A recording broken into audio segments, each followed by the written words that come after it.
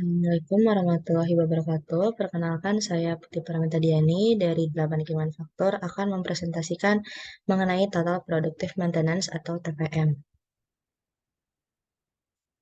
Jadi awal mulanya TPM diawali oleh konsep Preventive Maintenance di Amerika, yaitu sebuah perawatan untuk mesin atau peralatan yang dilakukan untuk mencegah terjadinya breakdown dan dilakukan secara kontinu ataupun periodik. Kemudian barulah lahir sistem baru di Jepang yang dipelopori oleh Seiichi Nakajima pada tahun 1960 yang juga menjadi bagian pada penerapan line manufacturing. Dan setelah itu konsep TPM diimplementasikan namun hanya pada di bagian produksi saja. Lambat laun, sistem baru di Jepang tersebut mulai mengemukakan definisi TPM yang luas, tepatnya pada tahun 1989 di Japan Institute of Plant Maintenance, sehingga seluruh bagian perusahaan bisa turut andil pada konsep TPM ini, seperti aspek administrasi, pemasaran, bahkan penelitian dan pengembangan juga ikut adil. Sehingga bisa kita simpulkan bahwa definisi dari TPM sendiri adalah aktivitas perawatan yang mengikut sertakan seluruh elemen perusahaan untuk saling bekerja sama dalam menghilangkan breakdown, mengurangi waktu downtime, dan memaksimalkan utilitas kegiatan produksi serta kualitas dari produk yang dihasilkan. Dalam penerapan dari TPM tersebut bisa kita pecah menjadi 8 pilar.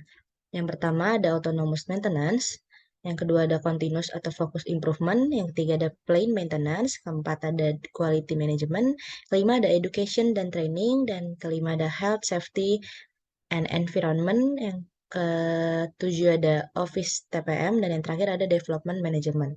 Untuk fokus utamanya sendiri dari TPM ini dibagi menjadi 3 aspek. Yang pertama itu ada zero product defect atau tidak adanya produk yang cacat.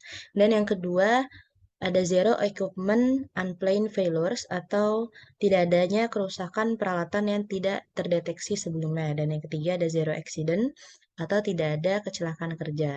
Untuk tujuannya sendiri dari TPM ini yang pertama yaitu mengurangi waktu tunggu produksi pada saat operasi, yang kedua meningkatkan waktu produksi dan optimalisasi peralatan, ketiga memperpanjang umur pakai fasilitas atau mesin, yang keempat menjaga kualitas produksi dan meningkatkan kualitas bekerja, dan yang terakhir untuk meminimalkan biaya.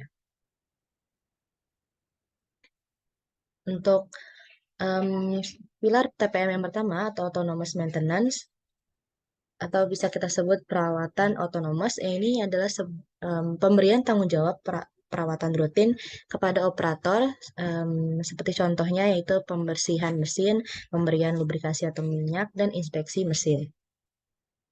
Kemudian untuk pilar yang kedua atau continuous fokus improvement, yaitu perbaikan yang terfokus adalah berbentuk kelompok kerja untuk secara proaktif dapat mengidentifikasikan mesin atau peralatan yang bermasalah.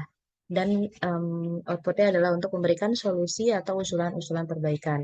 Dan pilar ketiga yaitu plan maintenance atau perawatan yang terencana, yaitu sebuah bentuk penjadwalan tugas perawatan yang berdasarkan tingkat rasio kerusakan yang pernah terjadi dan atau tingkat kerusakan yang diprediksikan. Dan yang keempat, yaitu quality management, yaitu pembahasan tentang masalah kualitas dengan memastikan peralatan atau mesin produksi dapat mendeteksi dan mencegah kesalahan selama proses produksi berlangsung. Pilar yang kelima yaitu education dan training atau edukasi dan pelatihan. Hal ini ditujukan untuk meningkatkan kemampuan operator dan teknisi sehingga bisa melakukan kegiatan-kegiatan seperti perawatan dasar dan menganalisis kerusakan mesin ataupun peralatan kerja. Pilar yang keenam yaitu health, safety, dan environment.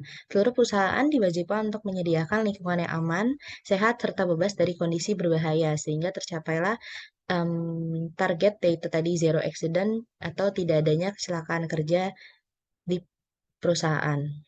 Dan pilar selanjutnya adalah Office TPM, yaitu adalah penggunaan kumpulan pengalaman dari kegiatan perawatan dan perbaikan sebelumnya untuk bisa memastikan mesin baru dapat mencapai kinerja yang optimal.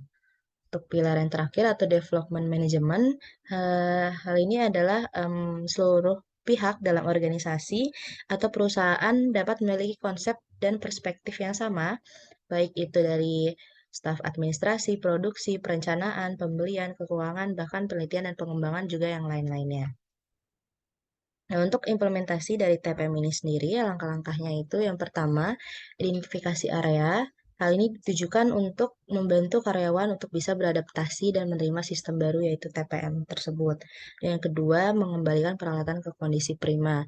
Ini diterapkan dengan menggunakan konsep 5S atau Seiri, Seiton, Seiso, Seiketsu, dan Shitsuke dan melakukan pengukuran OEE, yaitu matriks perhitungan untuk mengevaluasi kemajuan TPM yang mana dikemukakan dalam perhitungan yaitu availability, performance, dan quality. Yang keempat adalah untuk yaitu mengatasi atau mengurangi kerugian besar dengan mengidentifikasi semua komponen yang diberikan.